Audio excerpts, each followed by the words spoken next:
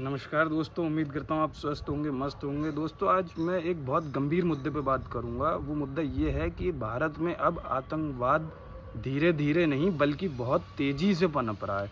अब आप कहेंगे ये कैसे? तो मैं आपको बताऊँ कि अभी हमारे पूरे देश में लोकसभा चुनाव हुए, जिसमें पंजाब की एक खडूर लोकसभा सीट से अमृतपाल सिंह भारी मतों से जीत गया। अमृतपाल सिंह एक खालिस्तानी आतंकवादी है, जिस पे टेरर फंडिंग और देशद्रोह जैसे मामले दर्ज हैं। दूसरी तरफ फरीदाकोट सीट से बेअंत सिंह, जो कि इंदिरा गांधी का हत्यारा है, उसका बेटा सर्बजीत सिंह भारी मतों से जीत गया। अब आप सोचिए कि इन लोगों की किस तरीके की मानसिकता होगी, जो एक खालिस्तानी आतंकवादी और जो एक हत्यारे के बेटे को इतनी बड़ी संख्या से जिताने में लगे हुए हैं। आपको समझना होगा कि और ये बात सिर्फ पंजाब में नहीं रुकी, ये बात कश्मीर तक गई।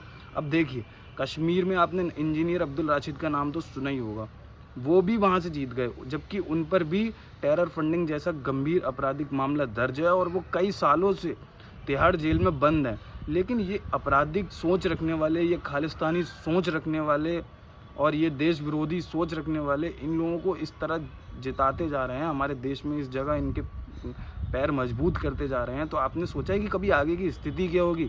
मैं बताता हूँ आपको। स्थिति ये होगी, इसी तरह ये लोग धीरे धीरे अपने कदम मजबूत करेंगे।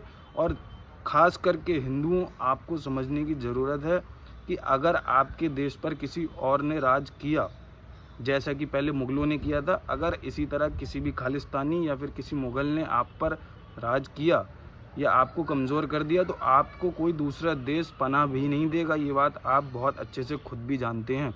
तीसरी चीज़, इनका विरोध तो अभी तक किसी पार्टी ने किया ही नहीं सिवाय बीजेपी के। अब आपको बता दूं कि विरोध करना तो दूर की बात है, कांग्रेस के एक एमएलए ने अमृतपाल सिंह का समर्थन और दे दिया।